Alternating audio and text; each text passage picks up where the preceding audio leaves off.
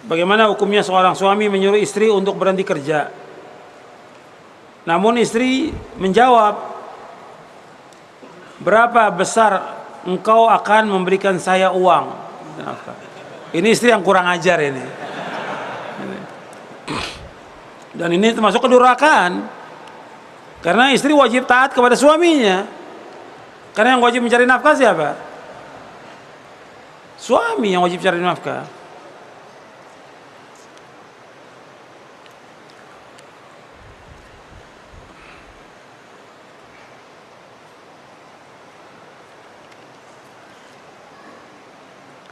Ada berapa imam yang tidak menikah? Kenapa mereka tidak menikah? Ditanya kepada imam-imam itu, kok tanya kepada saya? Kita ukuran kita, perhatikan ini, kepada semuanya yang hadir, ukuran kita bukan imam, bukan syekh, bukan ustadz, tapi contoh teladan kita siapa? Contoh teladan kita siapa? Rasulullah SAW. Kita bukan ikut imam, ikut Nabi, ikut Rasulullah SAW. Jika ada imam yang tidak menikah, jadi contoh apa tidak? Enggak jadi contoh. Yang kita ikut Rasulullah SAW. Karena Allah memerintahkan orang untuk menikah. Fankihu ma taba lakum minan nisa. Nikahilah wanita yang baik.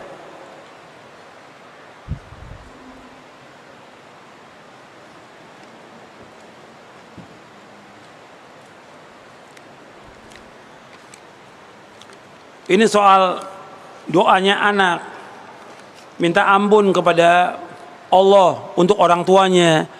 Tentunya orang tua yang bagaimana? Orang tua muslim. Kalau orang tua kafir boleh nggak?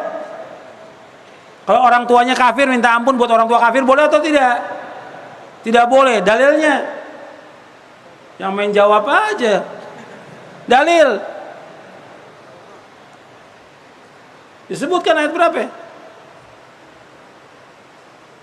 Antum lihat di surah At-Taubah, memohonkan ampunan buat orang kafir atau orang tua kafir nggak boleh, hukumnya haram, nggak boleh.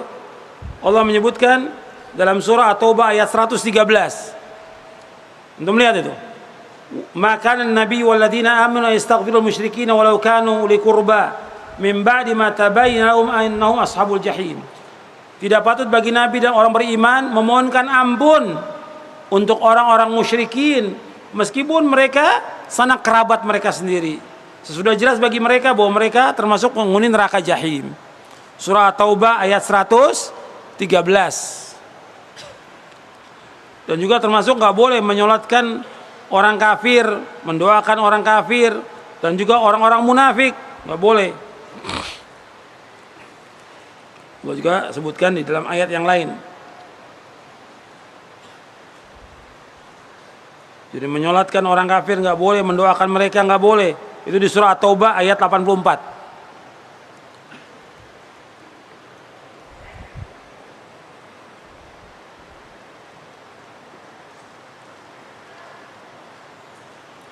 Apakah benar ada hadis yang menyebutkan bahwa perempuan yang minta cerai dari suaminya nggak akan mencium aroma sorga? Betul.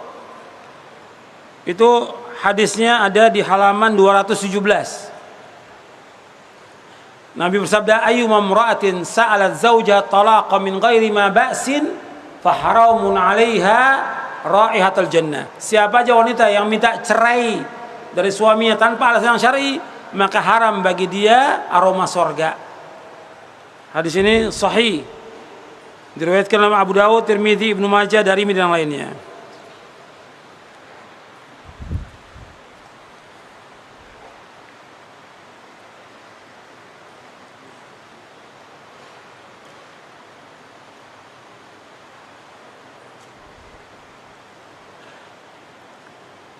Bagaimana seorang anak yang lahir dari perzinaan?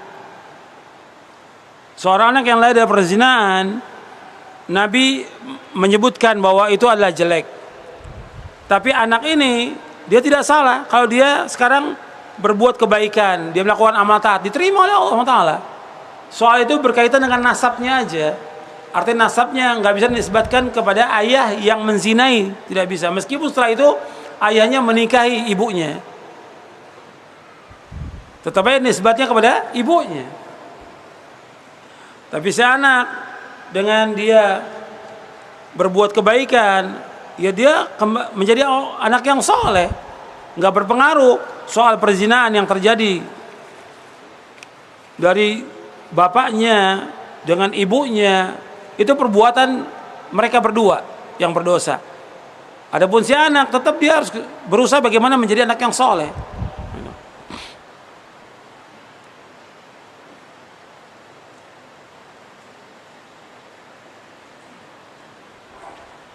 Apakah seorang istri berdosa jika diajak untuk berhubungan di malam hari, dia tidak mau? Alasannya airnya dingin. La haula wala quwwata illa billah. Ini dosa besar. Antum lihat hadisnya, bahwa perempuan yang diajak untuk bercampur dengan suaminya tapi dia tidak mau, itu dosa-dosa besar. Lihat di halaman 203. Ini perhatikan nih, kepada wanita-wanita, perhatikan halaman 203. Nabi bersabda SAW, "Idza da'a ar-rajulu imra'atahu ila firashihi fa'abat an taji'a fabata ghadbana 'alaiha la'anatha al-malaikah hatta tusbiha." Apabila seorang suami mengajak istrinya ke tempat tidur untuk jima, bersetubuh, dan istri menolaknya sehingga membuat suaminya marah, maka istri ini akan dilaknat oleh malaikat sampai subuh, dilaknatnya. Ini hadis sahih riwayat Bukhari, Muslim, Ahmad dan yang lainnya. Sampai riwayat yang lain hatta tarji'a, sampai dia kembali kepada suaminya, mau dia bersetubuh. Dan riwayat disebutkan hatta yardu anha, sampai suaminya redo. Kalau suaminya enggak redo sampai pagi terus dilaknat. Sampai besoknya lagi. Terus seperti itu. Dosa besar ini. Dosa besar. Sampai Nabi menyebutkan, seandainya suami itu mengajak dia, ini sekedar perumpamaan aja, walau sa'ala nafsah wa ya laqatabin lam tamna'hu. Kalau seandainya suami itu minta istrinya untuk berhubungan intim, bercampur ketika berada di atas punggung onta, maka nggak boleh dia tolak. Ini perumpamaan, sampai di punggung onta wajib dia untuk memenuhi. Hadis sahih riwayat Ibnu Majah, Ahmad dan yang lainnya. Makanya ketika Nabi SAW melihat seorang wanita, ini Nabi melihat wanita lewat sebagai laki-laki, bangkit syahwatnya Nabi. Nabi langsung mendatangi istrinya. Waktu itu istrinya sedang masak. Nabi ajak untuk bercampur. Dia nggak boleh nolak. Kemudian setelah itu, setelah Nabi bercampur, kemudian Nabi keluar. Sabar ya Rasulullah, kenapa? Ada apa ya Rasulullah? Tadi aku melihat seorang wanita, kemudian bercampur. Kata Nabi, inna min amathili a'malikum ityanul halal. Sesungguhnya di antara amal kalian yang paling utama mencampuri istri kalian. Itu sabda Nabi SAW. Makanya si istri nggak boleh menolak. Seorang istri juga nggak boleh puasa sunnah kecuali dengan izin suaminya. Antum lihat di halaman 204. Nabi bersabda, la tasumil maratu wa ba'lu asyai'un illa bi'izni. Dan tidak boleh seorang puasa sunnah, seorang wanita puasa sunnah kecuali suaminya ada di situ kecuali dengan izinnya. Jadi kalau suaminya ada di rumah itu, dia nggak boleh puasa kecuali dengan izin. Kecuali kalau suaminya safar keluar kota atau luar negeri, boleh dipuasa tanpa izin suaminya. Tapi kalau ada nggak boleh. Wala ta'dan fi baiti wa huwa syahid illa bi'izni. Dan enggak boleh dia mengizinkan seseorang masuk ke rumahnya kecuali dengan izinnya. Siapa aja enggak boleh diizinkan. Hatta saudaranya dia. Saudara kandung si perempuan enggak boleh diizinkan kecuali dengan izin suaminya untuk masuk ke rumahnya. Wa ma anfaqat min kasbi min ghairi amri fa inna nisfa ajri lahu. Apabila ia menginfakkan harta dari usaha suaminya tanpa perintahnya, maka separuh ganjarannya adalah untuk suaminya. Di sini ada terkandung faedah hadis ini sahih riwayat Bukhari dan Muslim. Dilarang puasa sunat kecuali dengan izin suami. Yang kedua, tidak boleh mengizinkan orang lain masuk ke rumah suami tanpa izinnya. Dan apabila seorang istri sedekah atau infak harus izin suaminya.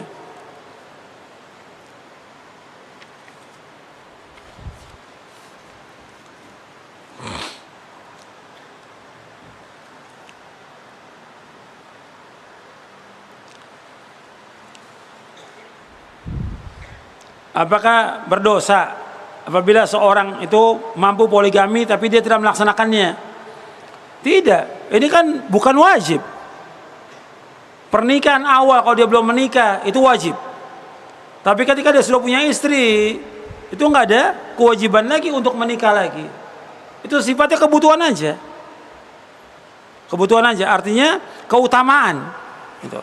Kalau memang dia mampu untuk menikah, dia menikah. Kalau enggak, dia merasa cukup dengan satu, enggak ada masalah. Gitu.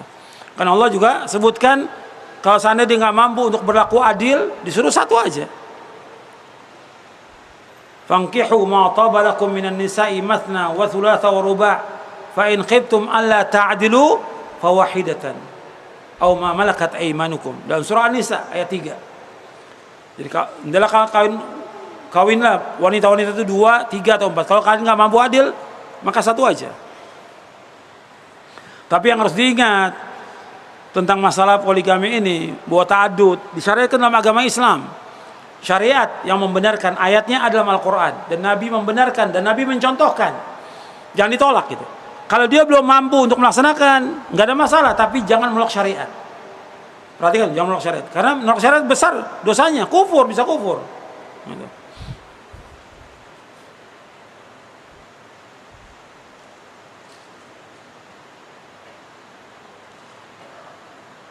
Boleh nggak seorang suami memukul istrinya apabila dia kurang ajar atau nusyuz? Boleh, sesuai dengan nas Al-Quran di surah An-Nisa ayat 34. Tapi dorban ghaira mubarrihin, pukulan yang tidak melukai.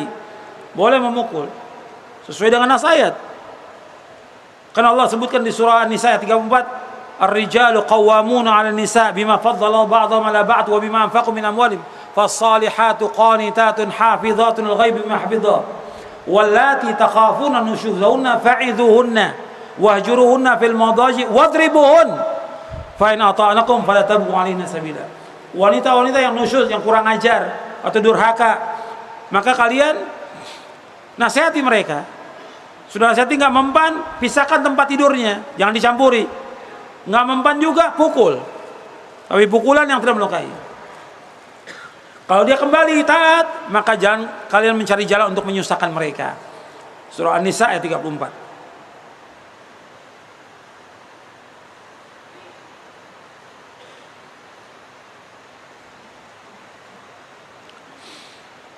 Jika ada seorang wanita yang sudah dinadhor oleh seorang laki-laki, namun dia belum meminangnya, ada laki-laki melamarnya, boleh tidak? Ya, sekarang yang jadi ukuran bukan soal nadhornya. Yang soal ukuran apa di sini? Khitbahnya. Dia sudah khitbah belum melamar. Soal lihat, bisa yang lihat 2, 3, 4 orang yang melihat dia.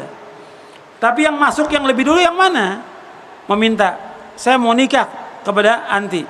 Dia yang pertama kali khitbah, yang lain nggak boleh masuk.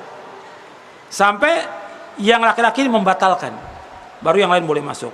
Kalau soal nadhor, dia sudah banyak dilihat juga oleh orang.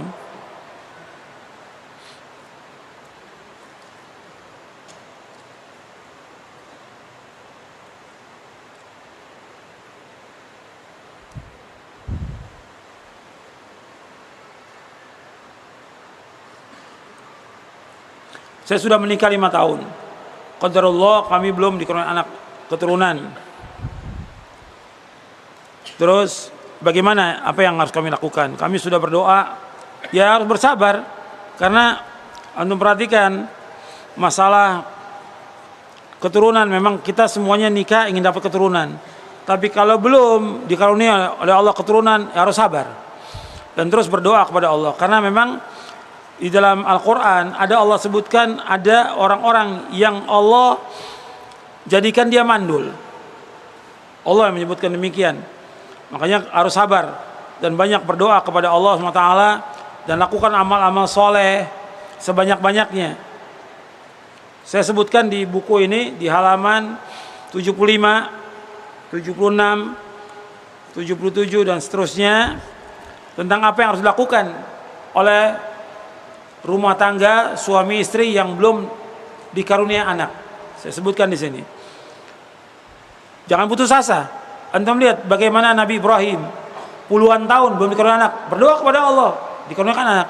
Nabi Zakaria puluhan tahun, bukan setahun 2 tahun, sampai sudah tua Nabi Zakaria belum punya anak juga. Dan disebutkan dalam Al-Quran bahwa istrinya apa? Mandul. Tapi nggak putus asa berdoa sampai Allah karuniakan seorang anak yang belum pernah ada nama sebelumnya. Siapa namanya? Yahya. Allah abadikan. Anda bisa lihat tentang Nabi Zakaria. Tapi doa terus, jangan berhenti, jangan putus asa. Ikhtiar juga, tapi ikhtiar dan terus lakukan amal-amal soleh dan perbanyak istighfar. Perhatikan tuh, yang belum punya anak perbanyak istighfar. Karena istighfar itu punya pengaruh. Minta ampun kepada Allah punya pengaruh yang luar biasa.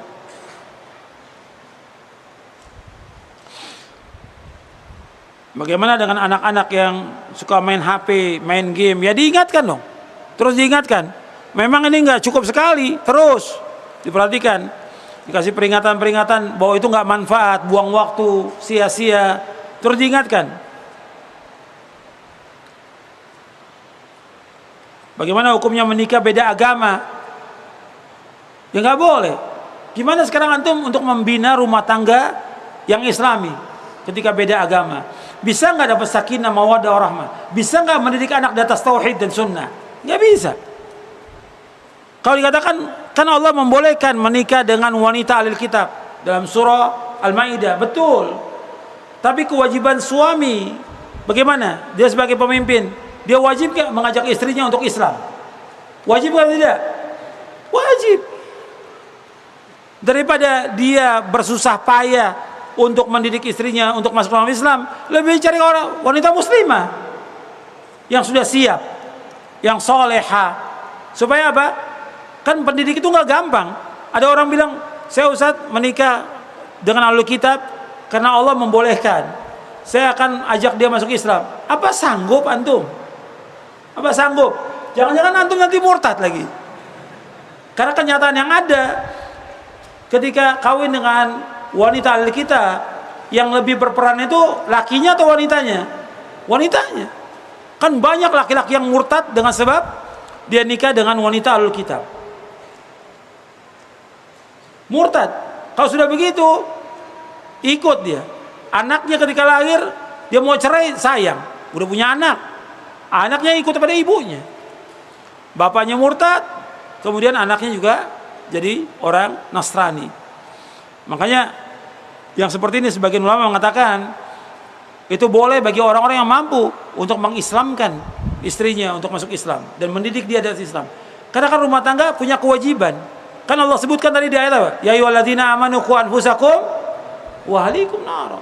Sedangkan orang Kristen, orang kafir, ahlul kitab, kalau dia mati dalam keadaan kafir, tempatnya di mana? Neraka sesuai dengan asal Quran. Innalladzina kafaru min ahlil kitab wal musyrikina fi nari jahannam khalidina fiha ulaika hum syarrul bariyah. Bagaimana coba akalnya dipakai itu? Kok mau nikah dengan wanita ahlul kitab meskipun dia cantik? Enggak manfaat. Sampai Allah juga melarang menikah dengan kaum musyrikin, kafirin, enggak boleh. Wala tankihul musyrikati hatta yu'minna. Jangan kamu nikahi wanita musyrik sampai dia beriman.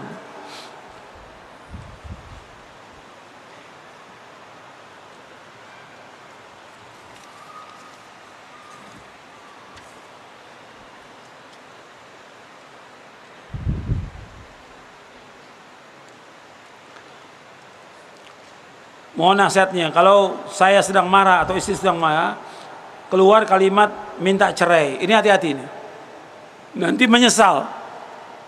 Jangan ucapkan kalimat seperti ini, sebab nanti ketika dia bicara talak, ya jatuh talak itu. Kalau suami yang mengucapkan. Tapi kalau istri minta cerai, nasnya kan ada.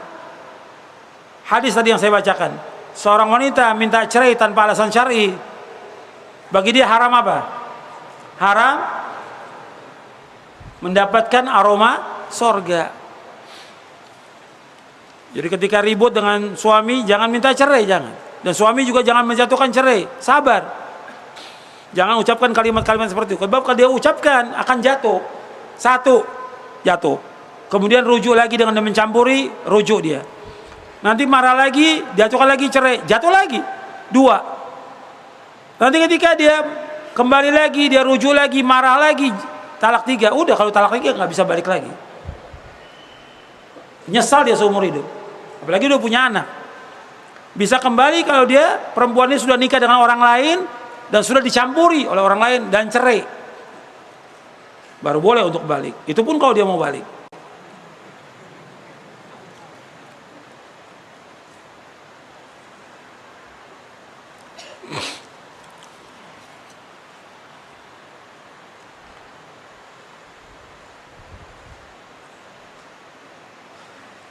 Tadi dikatakan bahwa semua nabi itu menikah. Apakah Nabi Isa juga menikah?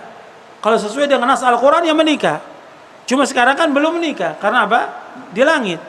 Dan nanti Nabi Isa akan turun ke muka bumi, akan membunuh Dajjal. Kemudian Nabi Isa juga melaksanakan syariat Nabi Muhammad sallallahu alaihi wasallam. Sebagian ulama menyebutkan demikian. Sebagian ulama menyebutkan Nabi Isa akan menikah, menunaikan ibadah haji, kemudian baru meninggal dunia. Wallahu a'lam.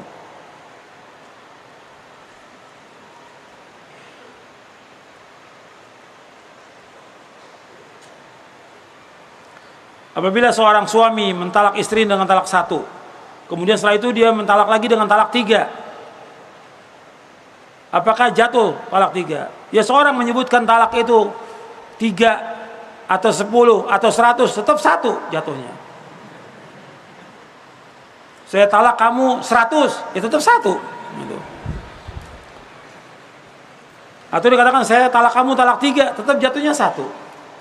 Nanti ketika dia sudah rujuk dengan bercampur suami istri kembali lagi, kemudian ribut lagi, dia jatuhkan talak lagi, jatuh talak 2. Ya sesuai dengan nas Al-Quran, Allah sebutkan demikian. Dia talak 1, dia bisa rujuk. Talak 2 bisa rujuk, tapi talak 3 nggak bisa sampai si istri ini tadi saya sebutkan menikah lagi dengan orang lain dan dicampuri, dan kemudian ditalak.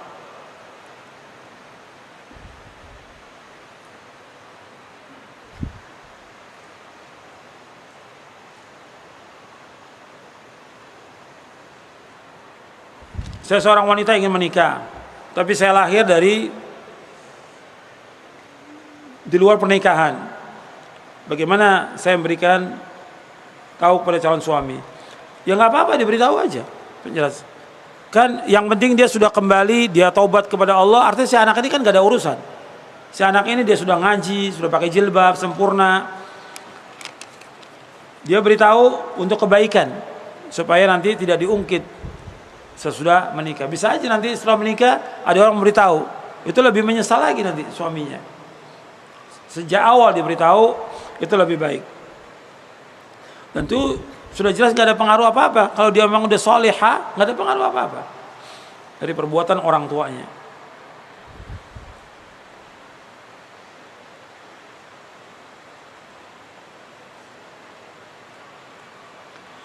Bagaimana tentang hukum merokok? Karena suami saya ini masih merokok. Hadir pengajian tapi masih merokok. La haula wala quwwata illa billah. Berarti gak manfaat ilmunya. Kalau antum sudah, seandainya antum gak ngaji aja, itu rokok itu haram, tetap harus tinggalkan. Antum ngaji, gak ngaji, tetap rokok itu haram. Apalagi antum sudah nuntut ilmu, sudah ngaji, harus tinggalkan. Rokok itu haram. Juga masih ada sebagian yang ngaji katanya dengarkan musik. Haram musik, gak boleh. Rokok haram, musik juga haram. Dalilnya ada dalam Al-Quran. Ketika Allah menyebutkan tentang khaba'ith, bahwa diutus Nabi Muhammad, yuhilu lahumut tayyibat wa yuharrimu alal khaba'ith. Nabi SAW menghalalkan semua yang baik-baik dan mengharamkan yang jelek-jelek. Para ulama menjelaskan yang jelek-jelek itu termasuk apa? Rokok. Rokok itu jelek. Gak ada seorang pun mengatakan rokok itu baik, gak ada. Hatta dia orang kafir. Maka tanya kepada yang ngerokok itu, antum nih, pendapat antum tentang rokok ini jelek atau baik? Kalau dikatakan baik rokok, nah sekarang antum kasih anak antum yang umur 2 tahun itu, suruh ngerokok dia, oh gak boleh. 5 tahun, 10 tahun nggak boleh. Karena apa? Nggak sesuai dengan fitrah. Haram, rokok itu haram. Kalau dia baik, masih akan dikasih kepada anaknya dan istrinya. Karena nggak baik. Gitu. Dan antum juga perhatikan bahwa pohon tembakau itu nggak ada yang dekati. Nggak ada. Binatang mau makan pohon tembakau. Orang itu mau. Gitu. Antum lihat pohon tembakau itu, binatang nggak mau dekat itu. Tapi orang mau dekat dengan tembakau itu. Diisap lagi. Nah, dia. Ini haram dan mubadzir. Sedangkan mubadzir kata Allah apa? Innal mubadzirina kanu ikhwana syayatin. Bahwa mubadzir itu orang mubadzir temannya setan. Rokok itu mubadzir. Di samping dosa, haram dan mubadzir.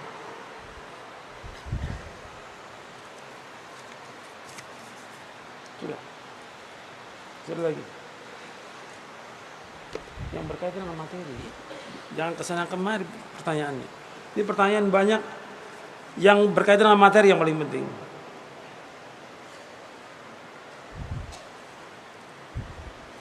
Bagaimana kalau istri ini susah disuruh sholat? Allahul musta'an. Ya terus antum suruh dia untuk sholat. Kalau sholat ini hukumnya apa? Wajib, fardu ain.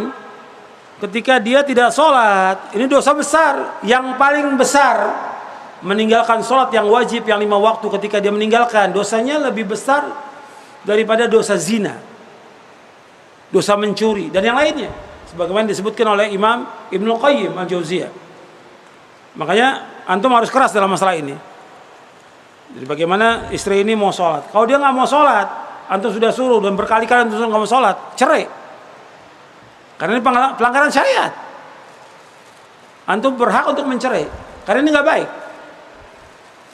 Karena sholat ini yang pertama nanti dihisab di hari kiamat. Dan akan ditanya oleh Allah, bagaimana istri nggak sholat? Sedangkan doanya kita semuanya, Rabbi ja'alni muqimas sholati wa min dzurriyyati. Ya Allah, jadikanlah aku sholat dan juga anak cucuku. Kalau antum minta kepada Allah agar menjadi orang mendirikan sholat, istri, anak, kenapa antum biarkan istri? Ini harus terus disuruh.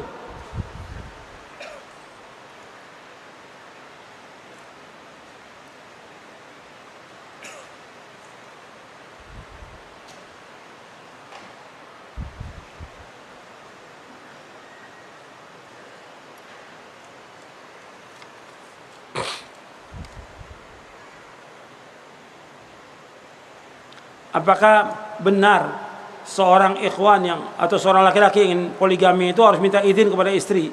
Nggak ada keterangannya, nggak ada. Dan nggak ada nas atau dalil yang menyebutkan seorang kalau mau poligami izin dulu sama istri. Nggak ada. Itu kan hak suami. Sama seperti talak juga hak suami. Nggak ada keterangan minta izin. Cuma dia ketika dia akan menikah, dia akan berpikir dulu maslahat atau mafsadah. Karena harus berpikir dia. Maslahat tidak buat dia, buat istrinya, buat anaknya, atau mafsadah. Apakah dengan dia menikah, kan dia juga harus berpikir sebagai orang yang beriman dan orang yang berakal dan punya hati, dia juga berpikir apakah dengan pernikahan ini akan membawa maslahat buat dia, istrinya, agamanya, dia untuk ibadah kepada Allah dan juga anak-anaknya, atau merusak. Bahwa dia orang yang dengan poligami didukung oleh istrinya dan tambah ibadah dia kepada Allah. Tapi ada juga yang menikah dengan poligami itu berantakan rumah tangganya. Sampai ada salah satu yang harus dicerai. Sehingga apa? Anak-anaknya berantakan dengan sebab itu.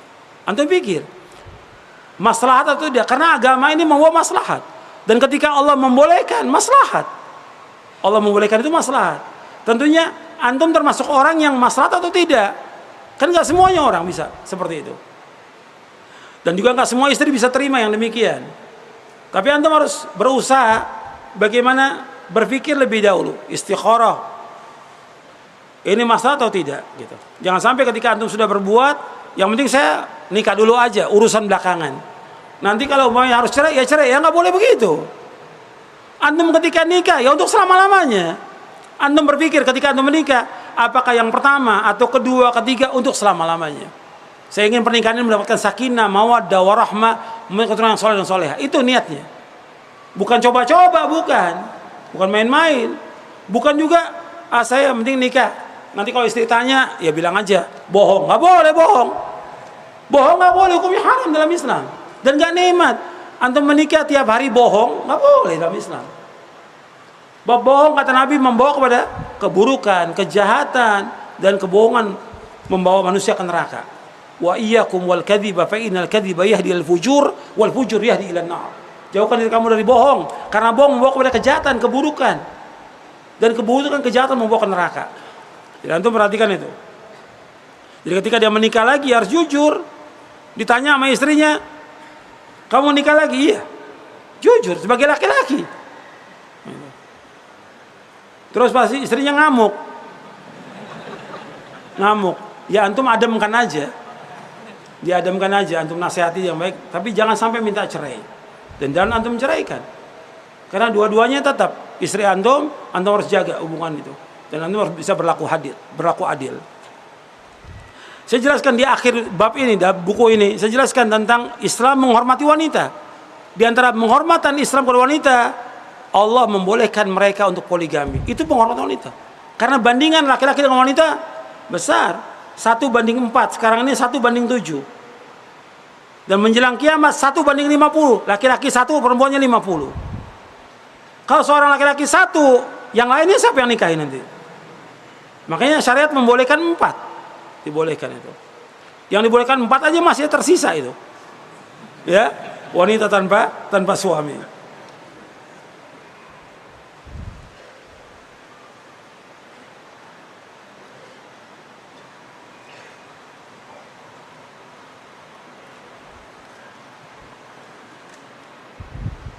Allah musta'an.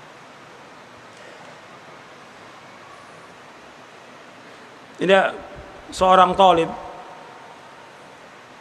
dia ditawarin nikah oleh seorang akhwat. Orang tuanya kaya dan biaya semua ditanggung. Anaknya setuju, orang tua nggak setuju. Kemudian si anak ini akhirnya berzina. Waliyadzubillah. Karena orang tuanya nggak setuju, mestinya tetap aja dia berusaha untuk menikah. Anak itu punya kekuasaan dia untuk dia menikah, dan ini jalan dia karena dia lebih tahu tentang syahwatnya dia. Orang tua mencegah, akhirnya dia jatuh ke zina. Ini dosa besar. Lebih baik dia menikah tadi dengan wanita tadi daripada kemudian dia berzina. Sekarang bagaimana? Ya dia wajib untuk bertaubat kepada Allah dengan taubatan nasuha. Dijelaskan kepada orang tuanya, ini akibat perbuatan orang tua melarang dia untuk menikah. Ini lagi.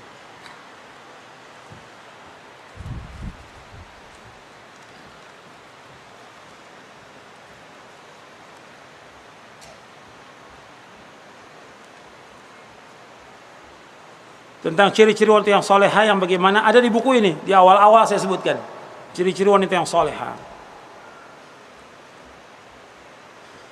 Ukuran seorang itu mampu, ya mampu memberikan nafkah.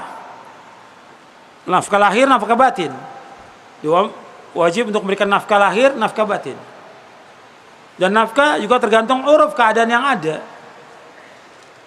Dan istri wajib untuk bersyukur dengan kemampuan suami memberikan nafkah. Tetap dia wajib berikan nafkah untuk makannya. Bagaimana dia masa minta sama orang tuanya atau orang lain?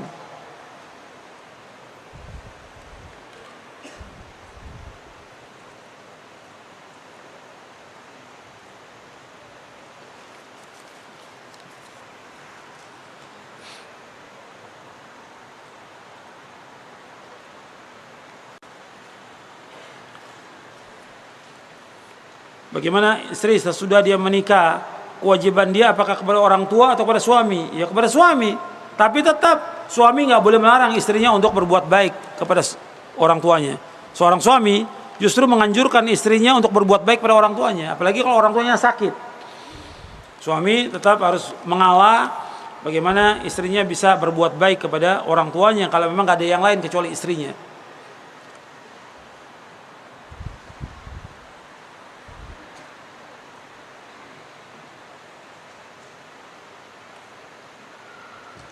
Bagaimana saya ingin menikah dengan seorang akhwat yang orang tuanya non muslim, tapi akhwatnya dia seorang muslimah. Ya kalau dia muslimah yang baik, antum nikahi. Soal masalah orang tua, antum bukan nikah sama orang tuanya kan? Antum menikahi anaknya. Seperti Nabi menikahi siapa? Ummu Habibah. Ummu Habibah anaknya siapa? Abu Sufyan, waktu itu masih kafir. Nabi menikahi juga Sofia dan yang lainnya, yang bapaknya masih kafir. Untuk pertanyaan cukup. Yang terakhir saya ingin bawakan sedikit nasihat. Antum catat beberapa nasihat yang penting untuk rumah tangga.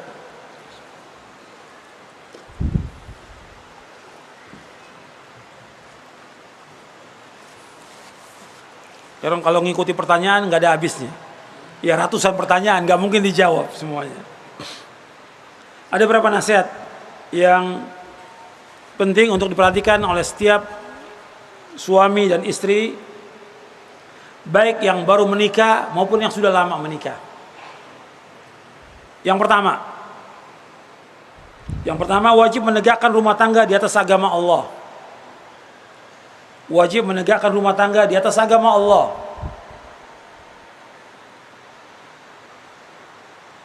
Artinya awalnya dia wajib untuk bertakwa kepada Allah Subhanahu wa taala. Wajib dia untuk bertakwa kepada Allah.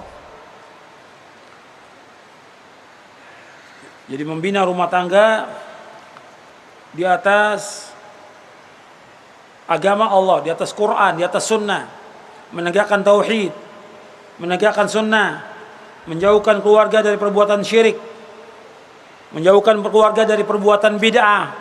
Itu sejak awal nikah.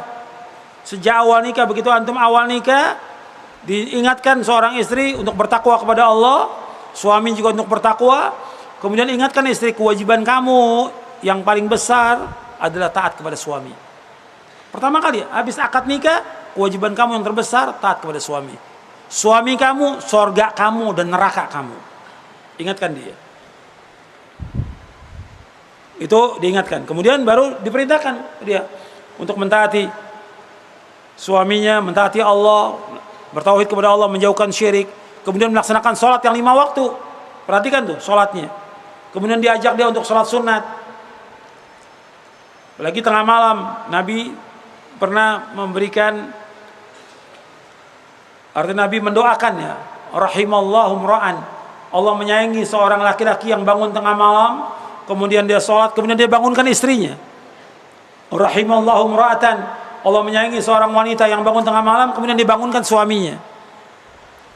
Hadisnya itu ada di buku ini, yaitu disuruh untuk apa? Untuk membangunkan suami, membangunkan istri, disuruh. Kemudian yang kedua, membina dia di atas akhlak yang benar. Artinya kita wajib menegakkan akhlak yang mulia dalam rumah tangga kita.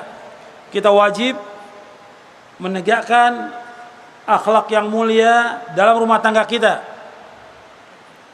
Kita wajib menegakkan rumah tangga kita, atau wajib menegakkan akhlak yang mulia dalam rumah tangga kita. Ini penting ini. Sebab banyak istri atau suami yang tidak menegakkan akhlak ini. Akhlak ini penting karena mukmin yang sempurna imannya, yang paling baik akhlaknya. Nabi bersabda sallallahu alaihi wasallam, akmalul mu'mina iman ahsanum khuluqa wa khiyarukum khiyanukum linisaihim. Orang mukmin yang paling sempurna iman, yang paling baik akhlaknya. Dan orang yang paling baik dan antara kalian yang paling baik pada istri-istrinya. Antum lihat di halaman 180, 181. Jadi wajib kita menegakkan rumah tangga ini di atas akhlak yang mulia. Kita wajib menegakkan akhlak yang mulia dalam rumah tangga kita. Jadi bagaimana? Seperti seorang suami pulang dari kerja, dagang, usaha, ke rumahnya, ya senyum pada istrinya. Masuk rumah salam, senyum pada istrinya, menanyakan yang baik kepada istrinya, si istri menyambut yang baik kepada suaminya, tolong menolong dan yang lainnya. Bapak, ada juga orang yang gak punya akhlak, pulang ke rumahnya dengan temannya, dengan teman sekerjanya dia bisa senyum, ketawa, rahmah. Pulang ke rumahnya, istrinya caci maki, dilaknat, dimarahin. Ada nggak seperti itu? Ada. Nggak boleh. Mestinya bagaimana dia lemah lembut kepada istrinya, dia baik kepada istrinya. Sebab Nabi mengkaitkan antara iman itu dengan akhlak. Akmalul iman ahsanul khuluqa wa khiyarukum nisaihim. Orang yang paling sempurna iman yang paling baik akhlaknya. Orang yang paling baik di antara kalian yang paling baik kepada istri-istrinya. Kata Nabi, khairukum li ahli wa ana khairukum li ahli. Sebaik-baiknya orang yang paling baik kepada keluarganya, aku orang yang paling baik kepada keluargaku. Jadi kalau antum kepada teman, kepada orang lain itu baik, bisa senyum, bisa menawarkan segala macam. Kepada istri juga demikian mestinya. Kepada anak juga demikian. Jadi wajib menegakkan akhlak. Akhlak ini penting. Dan kita harus berusaha bagaimana memperbaiki akhlak kita. Karena akhlak ini punya timbangan yang berat di hari kiamat. Makanya para ulama itu belajar akhlak dulu, adab sebelum belajar ilmu. Coba antum pelajari ini. Akhlak ini penting. Bagaimana rumah tangga kita ini baik dengan akhlak kita yang mulia. Istri juga demikian. Kemudian yang ketiga, saling memahami. Saling memahami bahwa kita ini masing-masing punya kekurangan. Saling mengalah, saling memaafkan. Lu perhatikan. Allah menyuruh kita untuk bergaul dengan istri dengan cara yang ma'ruf. Wa'ashiruhunna bil ma'ruf. Fa in karihtumuhunna fa asa an takrahu syai'an wa yaj'al fihi khairan katsira. Bergaul dengan istri dengan cara yang baik. Kalau seandainya ada satu yang kamu nggak suka, Allah jadikan padanya kebaikan yang banyak. Nggak boleh seorang suami menjelekkan istrinya, nggak boleh. Kalau ada satu tabiat atau sifat yang jelek, mesti yang lain ada yang baik. La yafraq mu'minun mu'minatan in karya min khuluqan radiya min akhar, kata Nabi. Apabila nggak boleh seorang suami menjelekkan istrinya, kalau ada satu tabiat yang jelek, Allah jadikan yang lainnya baik. Itu hadis riwayat Muslim.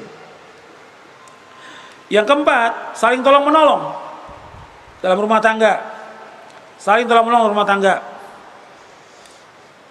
Saling membantu di rumah tangga itu. Nggak bisa nafsi-nafsi, bahu membahu, ngurus anak sama-sama.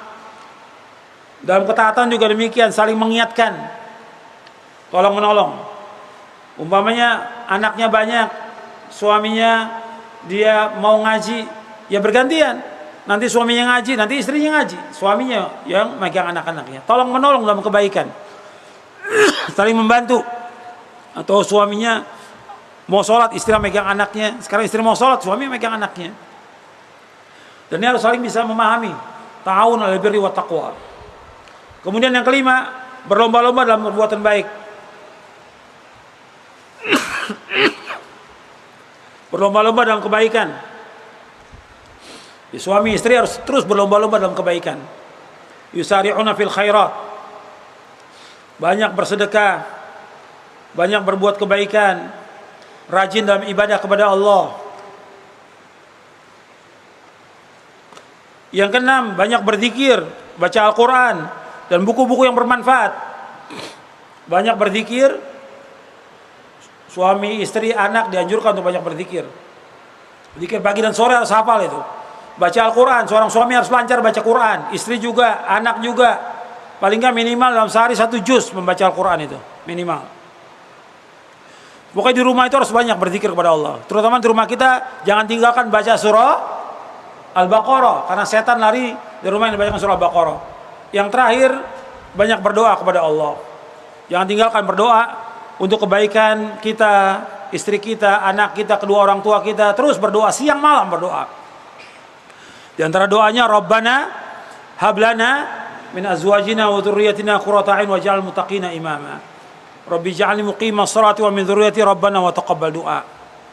Ya, itu saja yang bisa saya sampaikan karena sudah masuk waktu zuhur.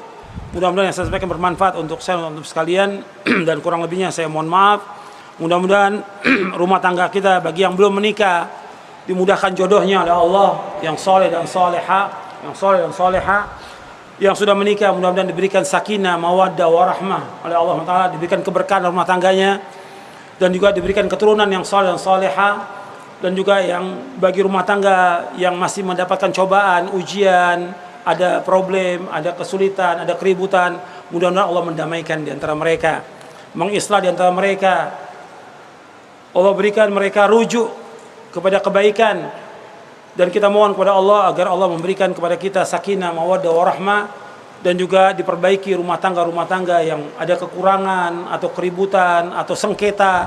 Mudah Allah berikan kepada mereka itu, disatukan hati mereka, dikembalikan kepada Quran dan Sunnah, diberikan rahmat dan berkah oleh Allah Taala. Wa sallallahu nabiyana Muhammadin sallallahu alaihi wasallam. Rabbana hab lana min azwajina wa dhurriyyatina qurrata a'yun waj'alna muttaqina imama. Rabbana atina fid dunya hasanah wa fil akhirati hasanah wa qina adzabannar. Subhanakallahumma bihamdik asyhadu an la ilaha illa anta astaghfiruka wa atubu ilaik. Assalamualaikum warahmatullahi wabarakatuh.